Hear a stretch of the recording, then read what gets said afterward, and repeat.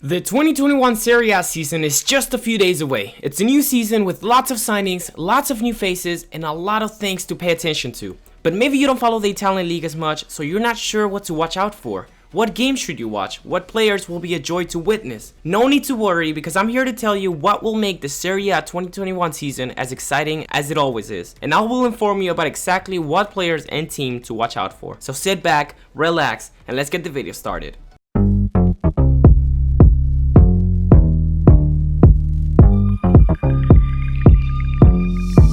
We're of course going to start off with Juventus. The champions of Italy have won the title 9 times in a row, but don't let that fool you, as it's been a long time since they've been in such a tight spot as they are right now. The Bianconeri never seemed to click under Sarri last season, showing poor lack of football in their playstyle and depending a lot on certain individual players. They only managed to win the league, and they lost the Coppa Italia to Napoli in the final, while also getting eliminated in UCL by Lyon very early in the tournament. So Juventus are definitely going to want to rebuild from now. So what's new for them so far? First off, their coach. Legendary player Pirlo will be on the sidelines as he takes on the challenge of managing this Juventus side back to glory. There's not much to say about Pirlo's style of play, as he has very limited experience as a coach and we have not seen a lot of him, so it's definitely a risky move to appoint him as a manager, so it's going to be exciting to watch. I personally think that he will give Juventus that X factor that they need in order to play for the badge, and he'll make his passion for the club transcend onto his players. So far, Juventus have bought Macchini, a young prospect from Schalke who is only 22 years old and just became the first ever American to play for Juventus. Secondly, Arthur from Barcelona on a swap deal involving Pjanic, and lastly, Kulusevski from Parma, a great young Swedish player who is bound to help the attack, as I think he'll do a much better job than Bernardeschi. All of these players will look to help Juventus and their main problem, lack of creativity. But with the likes of Dybala and Ronaldo connecting with Arthur, Bentancur, Rabiot, and the rest, we're set to witness a much better Juventus than last season, just as long as Pirlo knows what he's doing. This brings us to Juventus' rivals, Inter Milan. Having finished just 1 point behind Juventus last season, Inter will be one of the most exciting teams to watch. Last season, Conte managed to get this group into playing one of the most attractive style of football in Italy. Lukaku and Lautaro Martinez are of course a striker duo to watch out for, as they're looking to repeat their incredible seasons they had last year. It'll also be interesting to see how Eriksen gets fit in the team after having a decent 6 months with Inter. One of their best signings this season is Hakimi. This player fits very well in Conte's wingback system and will definitely be a joy to watch join the attack. I personally think Inter will be Juventus' main opponents when it comes to the title race, and the Derby d'Italia will of course be a game worth waiting for.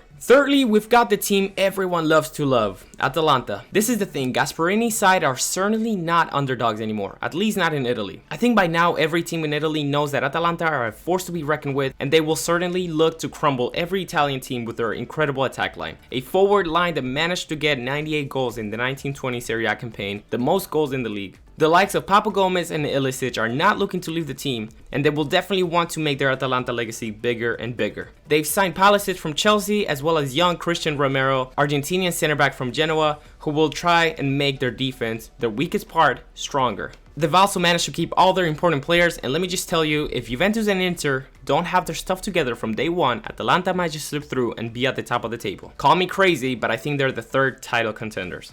Moving into the fourth team, we've got Lazio, the team that battled Juventus for the top of the table last season yet fell down when it most mattered. Other than Escalante from Eibar, they haven't done any major signings yet, and if you ask me, they're the most underwhelming side out of the top 4 teams from last season. I highly doubt that Immobile and Luis Alberto will have the season they had last year, but hopefully they prove me wrong and they prove to be a top team once again. But if I had to guess, since they're in Champions League now and it's going to be a lot more competitive, I would say that they're the least promising side out of these top 4, just because they're a bit behind Juve, Inter, and Atalanta. After a shaky, inconsistent season where they missed out on top 4, Roma have done plenty this summer in the transfer market. First off, the signing of Pedro is quite remarkable, because even if he's approaching the end of his career at the age of 33, we've already seen these older, full of experience folks kill it in the league. It's also worth mentioning that Roma have managed to keep Smalling, one of the best defenders in the league last season, and Zaniolo, a player that has been linked to many other teams in Europe such as Juventus and Spurs. Apart from that, Carlos Perez from Barcelona signed for them recently, and the young right winger is bound to help this team fight for the top 4 and make their way back into UCL. Napoli is also a huge team that you guys should watch out for. After having appointed Gattuso as their manager, the Italian brought them Coppa Italia glory from the sidelines, and now Napoli will be looking to be back in action to make their way back into the top 4 spots. They might lose Koulibaly to Man City, but with the Koulibaly money, they will definitely build around the team in different areas. They managed to sign Victor James Osimhen from Lille for a whopping 77 million euros, a historical top record fee transfer. They also have Mexican player Chucky Lozano, who is yet to leave his mark in Italy after having a shaky season in 1920. Perhaps this will be the season where Chucky unleashes his full potential, and alongside Insigne, Mertens, and the rest will help the team clutch top 4. Next up is AC Milan. Here's a big one, guys. Once legendary side AC Milan are closer than ever to regaining the top team status. They're still far from it, but what they've done this summer is definitely gonna get them closer to where they once were. Starting off, they managed to keep Zlatan Ibrahimovic for 1 more year. This may seem unimportant, keeping 30-year-old striker in your team for 1 more season, but the Swedish player seems to have lifted AC Milan's spirit. And not only is he a game changer on the pitch,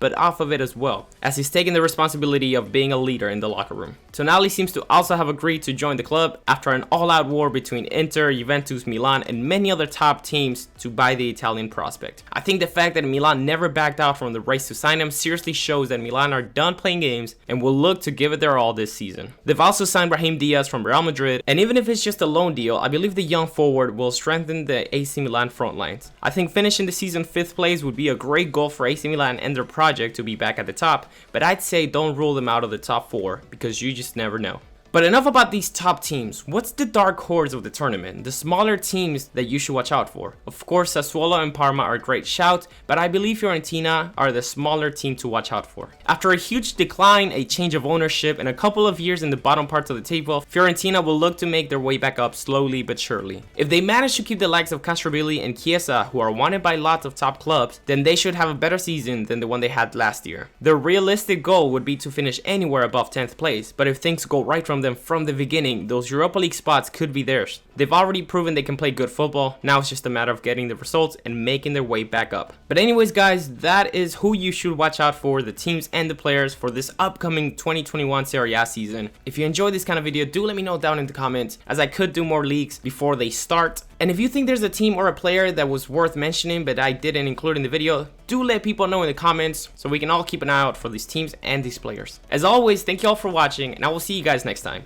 Cheers.